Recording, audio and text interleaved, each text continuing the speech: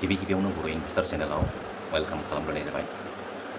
दिनै आं नोंथांमोननो मोनसे टपिक लानानै फैदों जे मिउचुअल फान्डआव जोङो माबायदियै गाबोन नोंथांनि पर्टफलिय'आवहाय बा नोंथांनि मबाइलावहाय जुदि नोंथाङा इनभेस्ट खालामोब्ला बेवहाय गाबोननि समाव जे लस आरो प्रफिट बेखौ जों माबोरै बुजिनानै मोनो आरो माबोरै दिनैनो मिन्थिखायो। बे मिन्थिखानाय आइडियाखौ आङो आंनि पर्टफलिय'नि गेजेरजों नायनानै नोंथांमोननो देखायनो बा रोंखायोबा नोंथांमोना नायबाय थानायफ्रा रोंखागोन बा नायबाय थायोब्ला रोंनाय नङा। बेखौ नोंनि स्मल केप बा मिड केप बा लार्ज केप बबेयावहाय नोंथाङा बांसिन रांखौ इनभेस्ट खालामगोन, स्मल केप बा स्मल केपआवहाय बेसेबां रिटार्न पार्सेन्ट फैगोन बेबायदि हिसाबै नोंथाङा हमनो हाखायो। एसेब्लाबो बेसेबां पार्सेन्टनि फैगोन बेखौ हमनो हागोन। बेनिफ्राय इनभेस्टआ जेसेबां जादों बेनि सायावहाय बेसेबां पार्सेन्ट गाबोन राङा थारमाने बारायनो गोनां बेसेबां एक्जेक्टलि मिथियाब्लाबो एसेखौ नोंथाङा इनभेस्ट खालामनायावहाय बेसेबां रां नोंथाङा गाबोननि समावहाय नुनो मोनगोन बा बेसेबां लस जागोन बेसेबां प्रफिट जागोन बेखौ नोंथाङा दिनैनि एसे मिथिखानो हायो। दिनैनि जितु मार्केटआ सोलिबाय थानानै जितु जोबगोन, बे जोबनाय अबस्थायाव नोंथाङा जुदि नोंथांनि पर्टफलिय'आवहाय गाबोन ग्रिन ना रेड जागोन बा गोथां प्रफिट जागोन ना लस जागोन बेखौ नुनो थाखाय नोंथाङा दिनैनो नायखाजोबना लानो हायो। दा बेखौ आङो नोंथांमोननो खोन्थालांनि, जुदि मिन्थियोब्लाथ' मिन्थिखाबाय आरो मिन्थियाब्ला माबायदि नायो बेखौ आंनि पर्टफलिय'आव नोंथांनो देखायनि, नोंथांमोना नायनानै बुजिनो हागोन। आङो दिनै लाइभ नै दासो मार्केटआ बन्द' जादों, जेनेबा शेयार मार्केटजोंसो लिंक दंखायो नालाय बेयो मिउचुअल फान्डआ। जेसेबां मिउचुअल फान्डआव नोङो एसआइपि खालामगोन, स्मल केप, लार्ज केप आरो मिड केप बेबायदि कम्पानि थायो। बे मोनफ्रोमबो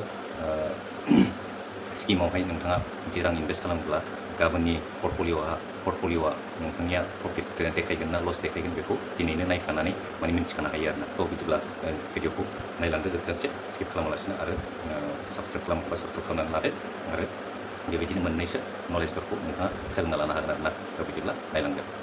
थ' आङो ब्रकारखौ अपेन खालामबाय, एकाउन्ट बियो इनभेस्ट खालामनायनि मोनसे एकाउन्ट खुलिनानै लाग्रोनांगौ। बे एकाउन्ट खुलिखांनानैसो नोङो मबाइलाव गावनो मासै दान मोनफ्रोमबो नोङो इनभेस्ट खालामबाय थानो हायो बा अट' पेमेन्ट जालांबाय थागोन नोंनि एकाउन्टजों लिंक खालामना लाब्लानो आरोना। थ' बिदिब्ला दिनैनि मार्केटखौ नायोब्ला पजिटिभ मुभमेन्ट बेवहाय नुनो मोनखाबाय।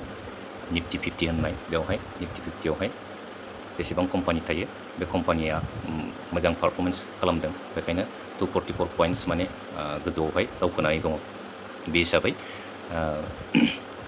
स्मल केप मिड केप बेफोरखौ नायहैयोब्ला मिथिगोन गाबोननि मिउचुअल फान्डनि जितु प्रफिट लस बेखौ माबायदि जोङो सिनायनो हायो। बेवहाय आङो डिटेल्सआव थांनानै नैबे खनायावहाय थांनानै नायनोसै। बेवहाय नैबे खनानि जितु राउन्ड बेवहाय टिक खालामनानै आङो नायजोबनोसै मार्केटनि गासैबो इन्डियान इन्डेक्सफोर बा इन्डियाननि गासैबो कम्पानिफोर इन्डेक्स, बेखौ इन्डेक्स होनो।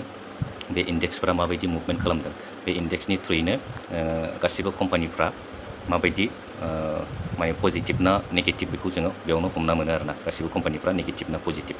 बेवहाय ओरैहाय बोनानै आङो स्क्रल खालामनानै नायोब्ला नुनो मोनबाय जे स्मल केप, आङो जितु स्मल केपआव बांसिन इनभेस्ट खालामदोंना, बे स्मल केपआ जोबोद मोजां मुभमेन्ट जादों, पजिटिभ जादों। दिनै 1.36% माने मुभमेन्ट जादों आरोना। बे हिसाबै नोंथांनि इनभेस्टमेन्टआ स्मल केपआव बांसिनब्ला स्मल केप बे मथैनो नोंथाङा गाबोन रांखौ बारायनायखौ एसे केलकुलेट खालामनो हागोन आरो। नोंथाङा जेसेबां रां जमा जादों बेनि सायावहाय 1% जुदि नोंथाङा केलकुलेट खालामोब्लाबो एसे मिलायहैफ्रामखागोन आरो। 1% स्मल केपआव इनभेस्ट खालामजोबोब्लासो। दा जोङो स्मल केपआवल' इनभेस्ट खालामनाय जाया नालाय, नैबे मिड केपआवबो इनभेस्ट खालामनाय जायो। मिड केपखौबो जोङो नुनो मोनदों पजिटिभ मुभमेन्ट, बेवहायबो एखे मोननैयावबो पजिटिभ, स्मल केपआवबो मिड केपआवबो। दा मोननैयावबो पजिटिभ देखायदों, बेखायनो गाबोन मिउचुअल फान्डनि पर्टफलिय'आव आंनि जितु इनभेस्ट खालामनाय बेवहाय माने पजिटिभ नुनो मोनगोन बा प्रफिट नुनो मोनगोन आरोना। रांखौ बारायनाय नुनो मोनगोन गाबोन।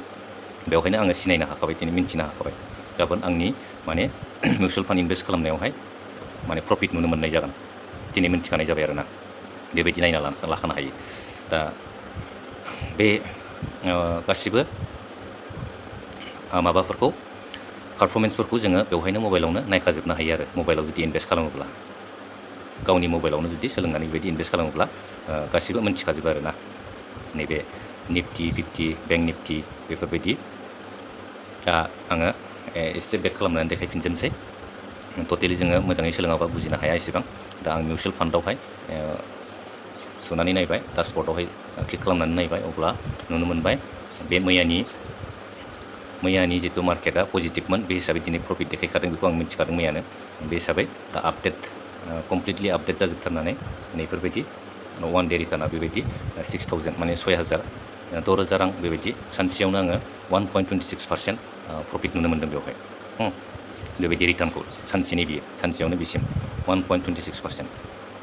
नैबे इनभेस्टमेन्ट एमाउन्टआ जेसेबां बुरजा जायो एसेबांसो बेबायदि सानसेयाव नुनो मोनो दै सानसेयावहाय जुदि बुरजा बेबायदि सानसेयावनो बुरजा जुदि नोंथाङा रां नुनो नांगौब्ला नैबे इनभेस्टमेन्ट एमाउन्टआ बारायलांबाय थानांगोन गोबाव बोसोर दोनोब्लासो नोंथांनि राङा बेबायदि बुरजा बारायगोन जेन'बा नोंथांनि जमा जानाय राङानो 10 लाख 20 लाख गाहाम जाबासो नोंथाङा नैबे सानसेनि रिटार्नावनो गोबां बुरजा नुनो मोननाय सम जाहैगोन आरोना दा आंना बेवहाय इनभेस्टमेन्टआ खमखायनो बेखिनि 6,000ल' रां माने 1% रिटार्नावहाय बेखिनि 6,000 रां नुनो मोननाय जादों स्मल केपआव आरो मिड केपबो दंदेरो नालाय ओंखायनो गलायमोन्देर थानायखायनो जितु स्मल केपआव जेसेबां पारफरमेन्स जादों मुभमेन्ट जादों बे हिसाबै स्मल केपआवल'सो रिटार्नखौ होगोन ओमफ्राय मिड केपआ मिड केपनि पजिटिभ हिसाबै मिड केपखौ देखायगोन आरोना मिड केपबो दंदेरो आंनि इनभेस्टमेन्ट खालामनाय स्किमाव गासिबो लास्ट केपबो दङ मोनसे आरो फ्लेक्सि केपबो दङ बेबायदिनो जोङो मोनसेल' फान्डआवहाय दोनजाया गासिबो फान्डआवहाय दोननो गोनां जायो मानो होनबा मोनसेल' फान्डआव दोनोब्ला जोङो लं टार्मावहाय